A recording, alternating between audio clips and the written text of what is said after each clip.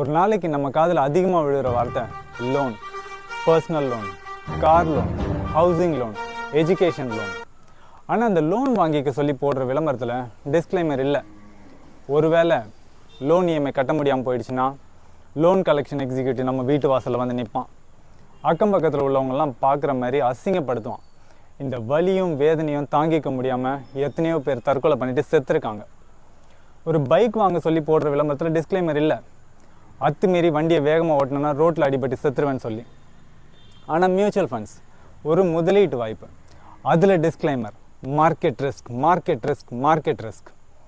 So ஒட்டுமொத்த கட்டமைப்பு என்ன சொல்லுது? இஷ்டத்துக்கு லோன் வாங்கிக்கோ, தாராளமாக செலவு பண்ணிக்கோ, ஆனால் சேமிப்பு முதலீடுனா மட்டும் பயந்து பயந்து செய். மக்களே, நம்ம யோசிக்கணும். நம்மளோட எதிர்காலம், நம்மளோட வாழ்க்கை, இதெல்லாம் மேலேருந்து யாரும் வந்து பாதுகாக்க மாட்டாங்க. நம்மளை